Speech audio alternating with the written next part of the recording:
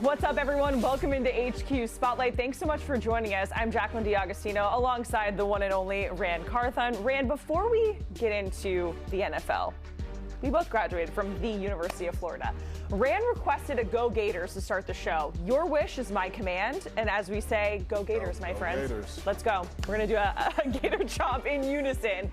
We'll talk more college in just a moment. Rand's always my guy. We're always right up here, Gator Connection, baby. But we got to talk about the NFL, specifically the AFC North, because I'm not sure if we would have fast forward to this point, if we would have predicted this sort of an outcome for the rest of the AFC North versus the Steelers, right? The Steelers are on a bye. Yes. But it is L's, Rand, all down the line for Week 5 for these AFC North teams, which is kind of crazy. No, it is very weird to see. I mean, especially this Baltimore Ravens and the Cincinnati Bengals team. Yeah. It's going to be the big question is, could anybody beat Baltimore to win the division? Right. And now we're saying it's the Steelers and a whole bunch of questions that I'm sure we'll get to. Yes, we have a lot of questions.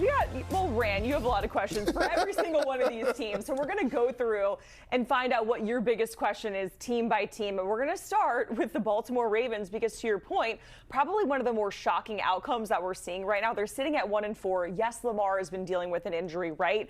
Yep. But your question, Rand, is can they climb out of this 1-4 hole? Because, I mean, Vegas still has faith in them. They're still a -105 favorite to win the division. Yeah, and we talked about this on one of the earlier shows. Lige Douzable was talking about there's still a chance because they have a favorable schedule. Now, the key for this Baltimore Ravens team is how soon can you get your stars back? They're currently playing without 7 Pro Bowlers. First of all, your roster's crazy that you have 7 Pro Bowlers. I was just going to say, that's unfair. But if you look at this, Lamar likely won't play against the Rams, and then you have the bye, and that's probably the earliest that you can get Lamar back. And I think things change once you get Lamar back into the offensive lineup, and then you're going to slowly start to get your defense healthy, and then things will click. So there is still a chance. However, the Steelers have to do their part and maintain their winning ways right now. Yeah, and if we look at, the Steelers' schedule versus the Ravens, the next 2 games for Pittsburgh is pretty nice, and we'll get to that in just a moment. But I want to pull back up the Ravens' schedule because you mentioned it. It is pretty favorable, right? But at what point when you're looking at the schedule, Rand, do you maybe start to kind of panic a little bit? Because as you mentioned, Lamar probably not going to play against the Rams. Then you have a bye week, which is nice. Bears, Dolphins, Vikings. At what point in here, if they're not picking up another 2-3 wins, are you going to have some pause and be like, I don't think they can climb out of this hole? Well, here's the thing. Like I said, coming up, this Rams game is going to be a tough one for them, right? So you have that one, which could potentially make you 4 losses in a row, right? Still not overwhelmingly worrisome, right? Okay. But then you have the bye. Obviously, that is what it is.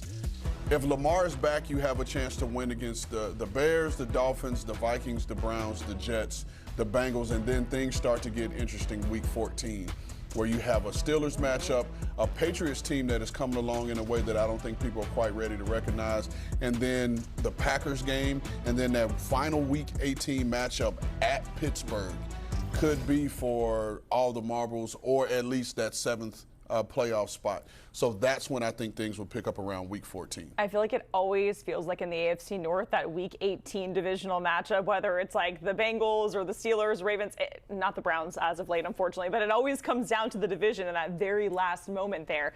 Let's go to the Steelers because I think it's kind of rude that they're still plus money to win the division. I think that's great value personally. Maybe I'm speaking too soon, but what questions do you have with the Steelers? Because the next couple of games, they have the Browns, then the Bengals, so they could easily be 5-1, and at that point maybe the conversation just kind of excels from there. But what are your questions for Pittsburgh?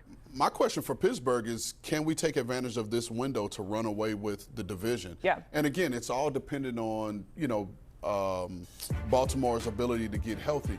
But again, you look at they're on the bye this week, and then you come back with Browns, Bengals. Things will get interesting for them here starting Week 8 because you have the Packers, you have the Colts, and then you have the Chargers. And the Chargers is a team that we'll talk about at a later date that still has a lot to prove.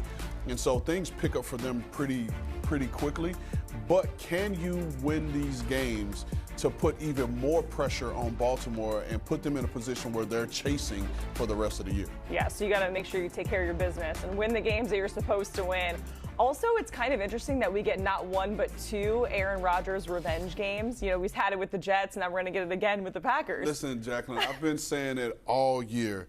The NFL schedule makers have been the MVP of this season because we have seen great games from week 1 through week 5, and they have all been great games that you wouldn't even expect, right, to be great games. The way the Titans and Cardinals game finished yesterday, it wasn't even a nationally televised game, but it's a game that everyone is talking about heading into today. So the NFL schedule makers have been the MVP so far this season. Yeah, and we did not think that it would be talking about a Micah Parsons revenge game to start the season. We were looking at the Packers and the Cowboys, right, but maybe they knew something we didn't, right? Let's keep it going. We're going to talk about the Bengals. And I just need to make sure that I'm getting this stat correct for Jamar Chase because he had a career-high 3 tackles. We know what that means, that his quarterback was throwing a lot of picks. So you have to think that they're going to do something else at the quarterback position. Yeah, so to your point, Jamar Chase, there was one point of the game where he had 3 tackles and 4 catches. I don't think that if you could foresee that, you made a lot of money in Vegas the other day. Literally. But my question for the Bengals is, if Jake Browning can't get a win, then what are your best options at quarterback, right? And we were just talking about this on With the First Pick podcast on our Ran It Back Monday series, and everyone's talked about it. They're not trading for Kirk Cousins, right? Too much money, man. Too much money and draft capital. Yeah. But Russell Wilson, Jameis Winston, and a name that I'd like to throw in is Jimmy Garoppolo because he's the backup in L.A., and L.A. runs a very similar, if not the same system that the Cincinnati Bengals run on offense, so the transition into that offense will be fairly quick, and the Rams have a young backup in Stetson Bennett that I know they like. So that leads me to believe that Jake Browning has done enough, right, for this Bengals organization in the past to have confidence in him. However, if you really believe that Joe Burrow can come back at some point in December and you want to give him something to shoot for to come back, this team has to be competitive now. And if Jake Browning isn't giving you that, then you have to go. You owe it to T. Higgins and Jamar Chase to go out and find another guy that can get them the ball. 100%. And Cincinnati, historically speaking, does not pay their superstars, right? And they did it. They paid up, at least on offense, right, with Jamar and T. And they kind of took care of the Trey Hendrickson situation for now. So if it's for now, you got to do something now to make sure you're in the division race, to your point. Let's go to the Browns. They are sitting at 1-4, last in the division. Your question also pertains to the quarterback, but a very different quarterback situation than what they're dealing with in Cincinnati. Yeah, so my question is, will we see enough and get enough out of the quarterback position? And I say this, right? We've been talking about it here on this show on Spotlight that we knew what Joe Flacco. We knew what Joe Flacco was, and he wasn't the future.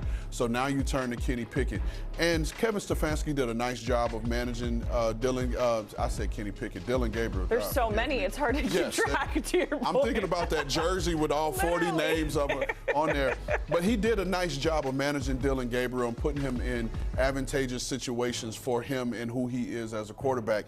But I truly believe that they have a formula, right, in that defense, in that top 10 defense that they have. This top 10 running game with the rookie Quinshon Judkins, he's been running out of his mind. And so that's what you're going to have to lean on. But I will stand here and tell you, or sit here and tell you, that in order for them to be able to make a decision on their future at the quarterback position in the 2026 draft, you need to see what Dillon Gabriel is, and you need to see what Shedeur Sanders is, and see if you have that option in your building. Because if you find out that you have QB1 that was in this draft class, whether it's the 3rd round or the 5th round, then with 2 first-round picks in 2026, now you could surround them with weapons or put guys in front of them to protect them and strengthen your team in a much greater way. And just from the fan perspective, too, you're thinking, we have so many quarterbacks, not one of them panned out. We're going to have to go back to the drawing board. Like, that's got to be kind of sucks the energy out of the fan base. But I will say this, and this is to the Cleveland Browns fans. Andrew Berry and his staff, they crushed this draft class. they crushed it. Whether your answer is at quarterback is in the 3rd round or 5th round, if it's not, this is still an A draft class because of the contributions that they've got out of that class alone. Because let's be real, how many 5th round picks, unless you're the San Francisco 49ers, really go on to play significant roles for you, right? Sure. But for this class right now, it's probably one of the better draft classes in the entire league. All right, a bright spot, glass half full mentality certainly for the Browns. Rand, we appreciate it. Hang tight, we have another division to get to, but in the meantime, let's get a look at Week 6 for the AFC North. We have an all AFC North matchup on CBS coming your way with the Browns and the Steelers. The Rams, we talked about, not likely that Lamar is going to be out there against the Rams, but we'll see. And then the Bengals and the Packers, 4:25 Eastern Time on CBS.